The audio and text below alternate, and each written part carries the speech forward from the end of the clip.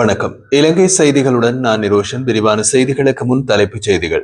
Rebuilding Sri Lanka திட்டத்திற்காக இதுவரை மொத்தம் 1893 மில்லியன் ரூபாய் நிதியுதவி சேர்ந்துள்ளதாக நிதி மற்றும் திட்டமிடல் அமைச்சின் செயலாளர் அர்சன சூரியபெரும தெரிவிப்பு. தித்வா சூறாவளியால் ஏற்பட்ட பேரளவில் இருந்து மீள்வதற்காக இலங்கை இனமும் போராடி கொண்டிருக்கிறது என்று ஜனாதிபதி அனுகுமார திசநாயக்க கவலை. சர்வதேச மனித உரிமைகள் தினத்தை முன்னிட்டு வலிந்து காணாமல் ஆக்கப்பட்டோரின் உறவினர்கள் வவுனியாவில் கவன ஈர்ப்பு போராட்டம். பேரிடர் காலத்தில் பொதுமக்கள் எதிர்நோக்கும் சிரமங்கள் அரசு நிறுவனங்களுக்கு இடையிலான ஒருங்கிணைப்பு பற்றாக்குறையால் மேலும் மோசமடைந்துள்ளதாக நாமல் ராஜபக்ச குற்றச்சாட்டு. தொடர்வது விரிவான செய்திகள். ரீபில்டிங் ஸ்ரீலங்கா திட்டத்திற்காக உள்நாட்டிலும் வெளிநாட்டிலும் இருந்து இலங்கையர்கள் மற்றும் பல்வேறு நிறுவனங்கள் மொத்தம் 1893 மில்லியன் ரூபாய் நிதியுதவி வழங்கியுள்ளதாக நிதி திட்டமிடல் மற்றும் பொருளாதார அபிவிருத்தி அமைச்சின் செயலாளர் ஹர்சன சூரியபிரம தெரிவித்துள்ளார். சூறாவளியால் சேதமடைந்த வர்த்தகங்கள் மற்றும் தனிப்பட்ட சொத்துக்களுக்கு இழப்பீடு வழங்கும் திட்டத்தை உருவாக்குவது தொடர்பாக இலங்கை காப்புறுதி ஒழுங்குமுறை ஆணைக்குழுவின் தலைமையில் அனைத்து காப்புறுதி நிறுவன பிரதிநிதிகளுடனும் கலந்துரையாடல் ஒன்று நடைபெற்றது என்றும் அவர் குறிப்பிட்டுள்ளார். இந்த அனைத்து சூழ்நிலையில் சேதமடைந்த வர்த்தகங்கள், சொத்துக்கள் மற்றும் உயிரிழப்புகளுக்கான இழப்பீடுகளை உடனடியாக வழங்குவதற்கான செயற்பாடுகள் ஏற்கனவே அனைத்து காப்புறுதி நிறுவனங்களும் தொடங்கப்பட்டுள்ளது. திட்டத்தின்படி சிறு அளவிலான சொத்துக்கள் சேதங்களுக்கு உடனடியான இழப்பீடு வழங்கும் நடவடிக்கை ஆரம்பிக்கப்பட்டுள்ளது. பெரிய அளவிலான சேதங்களுக்கு தேவையான தகவல்கள் சேகரிக்கப்பட்டு பின்னர் முழு இழப்பீடு வழங்கப்படும் என்றும் அதுவரை இழப்பீட்டு தொகுதியின் ஒரு பகுதி முன்கூட்டியே வழங்கப்படும் என்றும் காப்புறுதி நிறுவன பிரதிநிதிகள் மேலும் தெரிவித்ததாக செயலாளர் மேலும் குறிப்பிட்டுள்ளார். மத்திய வங்கியின் முன்னாள் ஆளுநர் அஜித் நிவாட் கப்ரால் உட்பட 4 பிரதிவாதிகள் கிரேக்க பனை முறை மோசடி தொடர்பான குற்றச்சாட்டுகளிலிருந்து விடுவிக்கப்பட்டுள்ளனர். 2012ஆம் ஆண்டில் கிரேக்கத்தில் ஏற்பட்ட கடும் பொருளாதார நெருக்கடியின் போது இலங்கை அரச நிதிகளை கிரேக்க பனை முறைகளில் முதலீடு செய்து நாட்டுக்கு சுமார் 1.8 பில்லியன் ரூபாவுக்கும் அதிகமான இழப்பு ஏற்படுத்ததாக குற்றம் சாட்டப்பட்டு கையூட்டல் ஒழிப்பு ஆணைக்குழுவால் இவர்கள் மீது வழக்கு தொடரப்பட்டிருந்தது. ஆனால் பிணைமுறை பரிவர்த்தனை மத்திய வங்கியின் நடைமுறைகளுக்கும் நிதி அறிக்கை விதிமுறைகளுக்கும் பின்பற்றப்பட்ட சட்டப்பூர்வ செயலாகும் என்று உயர்நீதிமன்றம் இதற்கு முன்பே தீர்ப்பு வழங்கியிருந்தது. அத்துமீறி இந்த விவகாரம் தொடர்பாக கையூட்டல் ஒழிப்பு ஆணைக்குழு 2வது முறையாக வழக்கு தாக்கல் செய்தது நியாயமற்றது என்று ஜனாதிபதி சட்டத்திறனிகள் டிலான் ரத்நாயக்க மற்றும் நளின் லத்து ஹெட்டியாராஜி நீதிமன்றத்தில் எழுத்துப்பூர்வமான சமர்ப்பணங்கள் மூலம் விளக்கம் அளித்திருந்தார்கள். இதனை பரிசீலித்த மேல் நீதிமன்றம் குற்றப்பத்திரிகை வாபஸ் பெறப்பட்டுள்ளதாக குறிப்பிட்டு 4 பிரதிவாதிகளும் குற்றமற்றவர்கள் என்று அறிவித்து முழுமையாக விடுதலை செய்து உத்தரவு பிறப்பித்தது. தித்வா சூறாவளியால் ஏற்பட்ட பேரழிவில் இருந்து மீள்வதற்காக இலங்கை இன்னமும் போராடி கொண்டிருக்கிறது என்று ஜனாதிபதி அனுகுமார திசநாயக்க கவலையுடன் தெரிவித்துள்ளார். சர்வதேச ஊடகம் ஒன்றுக்கு வழங்கிய பேட்டியொன்றின் போது அவர் கூறுகையில், வரலாற்று பிரம்மாண்டமான கடன் மறுசீரமைப்பை நாங்கள் சமீபத்தில் நிறைவு செய்துள்ளோம். ஆனால் அதற்குள் தித்வா சூறாவளி நாட்டை கடுமையாக பாதித்து கட்டுப்பாட்டை மீறும் அளவுக்கு நெருக்கடியை உருவாக்கியுள்ளது என்று குறிப்பிட்டுள்ளார். அவர் மேலும் தெரிவித்த போது, ஆபரேஷன் சாகர் பந்து வாயிலாக இந்தியா மிகவும் விரைவான உதவிகளை செய்துள்ளது. விமானங்கள், ஹெலிகாப்டர்கள், விமானம் தாங்கி கப்பல் உள்ளிட்ட கடற்படை கப்பல்கள் மற்றும் தேசிய பேரிடர் மீட்பு படையினரையும் உடனடியாக இலங்கைக்கு அனுப்பி வைத்தது. இதே போல பல்வேறு நாடுகளும் மதிப்புமிக்க ஆதரவை வழங்கியுள்ளன.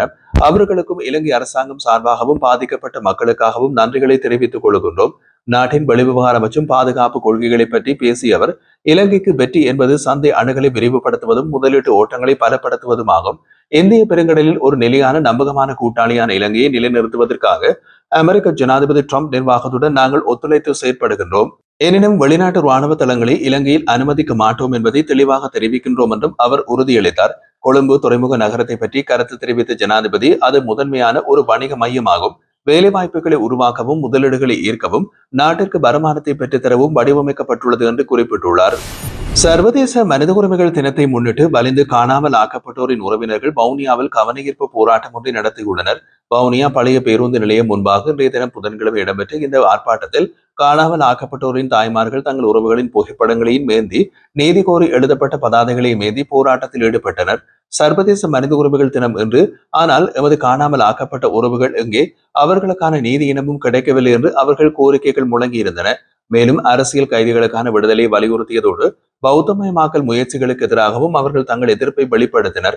மனித உரிமைகள் தினத்தையாவது சர்வதேச சமூகம் தங்களின் துயரத்தை உணர்ந்து இலங்கை அரசுக்கும் அழுத்தம் கொடுத்து தமக்கான நீதி கிடைக்க வழிவகுக்க வேண்டும் என்றும் அவர்கள் கோரிக்கை விடுத்துள்ளார்கள்.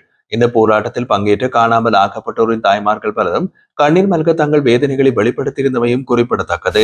பேரிடர் காலத்தில் பொதுமக்கள் எதிர்நோக்கும் சிரமங்கள் அரசு நிறுவனங்களுக்கு இடையிலான ஒருங்கிணைப்பு பற்றாக்குறையால் மேலும் மோசமடைந்துள்ளதாக பொதுஜன பெரமுனவின் தேசிய அமைப்பாளர் நாமல் ராஜபக்ச குற்றம் சாட்டியுள்ளார். பேராதனையில் ஊடகங்களிடம் கருத்து தெரிவித்த அவர் டிசம்பர் 16ஆம் தேதி பாடசாலைகளை மீண்டும் திறக்க கல்வி அமைச்சு தயாராகி வரும் நிலையில் பல இடம்பெயர்ந்த குடும்பங்கள் இன்னமும் பாடசாலை கட்டிடங்களில் தங்க வைக்கப்பட்டுள்ளதை சுட்டிக்காட்டியிருந்தார். ஒருபுறம் தேசிய கட்டிட ஆராய்ச்சி அமைப்புகள் பாதுகாப்பற்ற வீடுகளை தவிர்க்க மக்களை இடம்பெயருமாறு அறிவுறுத்துகின்றது. மறுபுறம் பாடசாலைகளை திறக்க வேண்டி அந்த குடும்பங்களை பாடசாலைகளிலிருந்து வெளியேறுமாறு கேட்டுக் கொள்கின்றார்கள். இந்த நிலைமை முழுமையான ஒருங்கிணைப்பு இல்லாமையின் தீவிர விளைவாக உள்ளது என்று நாமல் ராஜபக்ச குற்றம் சாட்டினார். இந்த சூழ்நிலையில் நாடாளுமன்றத்தை விரைவாக மீண்டும் கூட்டுவது அவசியம் என்றும் நாமல் ராஜபக்ச வலியுறுத்தியிருந்தார். இது பொதுமக்கள் எதிர்கொள்ளும் பிரச்சனைகளை அரசாங்கம் சரியாக புரிந்து தக்க நடவடிக்கை எடுக்க உதவும் என்றும் அவர் குறிப்பிட்டார். மேலும் பேரிடர் தொடர்பான முன்னெச்சரிக்கை அறிவிப்புகள் மற்றும் தகவல்கள் எவ்வாறு பொதுமக்களிடம் கொண்டு செல்லப்பட்டன என்பதை கண்டறிய ஒரு தெரிவுக்குழு நியமிக்கப்பட வேண்டும் என்றும் அவர் கோரிக்கை விடுத்துள்ளார். வெள்ளத்தால் பாதிக்கப்பட்ட பொது கட்டிடங்களை சுத்தம் செய்வதற்கான நிதி உதவிகளை வழங்கும் விஷயத்தையும் அரசு பரிசீலிக்க வேண்டும் என்று திருகோணமலை மாவட்ட பாராளுமன்ற உறுப்பினர் இம்ரான் மஹ்ரூப் தெரிவித்தார். கென்யா சோலைவெட்டுவான் பகுதியில் வெள்ளத்தால் பாதிக்கப்பட்ட மக்களுக்கு செவ்வாய்க்கிழமை உலருணவு பொதிகள் வழங்கிய நிகழ்வில் கலந்து கொண்டு உரையாற்றிய அவர் வெள்ள அனர்த்தத்திலிருந்து மக்களை மீட்ட அரசாங்கம் பல நடவடிக்கைகளை மேற்கொண்டு வருவது சந்தேகமில்லாமல் நிம்மதி அளிக்கும் என்றார். தொடர்ந்தும் அவர் கூறுகையில் பாதிக்கப்பட்ட மக்களுக்கு வழங்கப்படும் கொடுப்பனவுகளின் விநியோகமும் முறையில் கூடுதல் நெகிழ்வுத்தன்மை தேவைப்படுகின்றது. குறிப்பாக சில வரையறைகளின் காரணமாக சில கிராம சேவையாளர்கள் உள்ளிட்ட அரசு அதிகாரிகள் அரசுக்கும் மக்களுக்கும் இடையே பணியாற்றுவதில் சிரமங்களை எதிர்கொண்டு வருகின்றனர். அதுபோல வீடுகளை சுத்தம் செய்வதற்காக வழங்கப்படும் உதவித்தொகைகள் பாதிக்கப்பட்ட மதத்தலங்கள், முன்பள்ளிகள் மற்றும் கிராமங்களில் உள்ள ஆரம்ப சுகாதார நிலையங்களுக்கும் வழங்கப்பட வேண்டும் என்று அவர் தெரிவித்தார். இந்த விடயம் குறித்து அரசாங்கம் அவசியமாக கவனம் செலுத்த வேண்டும் என்றும் அவர் வலியுறுத்தினார். நாட்டில் நிலவிய சீரற்ற வானிலை காரணமாக ஏற்பட்டு அனர்த்தத்தின் மத்தியிலும் சுற்றுலா பயணிகளின் எண்ணிக்கை அதிகரித்துள்ளதாக இலங்கை சுற்றுலா அபிவிருத்தி அதிகார சபை தெரிவிக்கின்றது. அதன்படி 2025ஆம் ஆண்டின் ஜனவரி 1ஆம் தேதி தொடக்கம் டிசம்பர் 8ஆம் தேதி வரையிலான காலப்பகுதிக்குள் 21,53,815 சுற்றுலா பயணிகள் நாட்டிற்கு வருகை தந்துள்ளனர். அதிகளவான சுற்றுலா பயணிகள் இந்தியாவிலிருந்து வருகை தந்துள்ள நிலையில் அவர்களின் மொத்த எண்ணிக்கை 4,85,249 ஆகும். மேலும் ஜெர்மனியிலிருந்து 1,36,081 சுற்றுலா பயணிகளும், ரஷ்யாவிலிருந்து 1,64,013 சுற்றுலா பயணிகளும், ஐக்கிய ராஜ்யத்திலிருந்து 1,95,565 சுற்றுலா பயணிகளும், ஆஸ்திரேலியாவிலிருந்து 97,261 சுற்றுலா பயணிகளும், சீனாவிலிருந்து 1,24,298 சுற்றுலா பயணிகளும், பிரான்சிலிருந்து 1,03,307 சுற்றுலா பயணிகளும் நாட்டுக்கு வருகை தந்துள்ளார்கள். அத்துடன் டிசம்பர் மாதத்தின் முதல் 8 நாட்களில் 50,222 சுற்றுலா பயணிகள் நாட்டிற்கு வருகை தந்துள்ளதாகவும் சுற்றுலா அபிவிருத்தி அதிகார சபை மேலும் தெரிவித்துள்ளது. பணமோசடி தடுப்புச் சட்டத்தின் கீழ் சுமத்தப்பட்ட குற்றச்சாட்டுகள் தொடர்பாக முன்னாள் ஜனாதிபதி மஹிந்த ராஜபக்சவின் மகன் ஜோசித்த ராஜபக்சவின் பாட்டி டெய்சி ஃபாலஸ் விசாரணைக்கு மன ரீதியாக தகுதி உள்ளவரா என்பதை நிர்ணயிப்பதற்காக நாளைய தினம் கொழும்பு நீதித்துறை வைத்திய அதிகாரி அவரை பரிசோதிக்க உள்ளார் என்று சட்டமா அதிபர் இன்று கொழும்பு உயர்நீதிமன்றத்திற்கு அறிவித்தார்.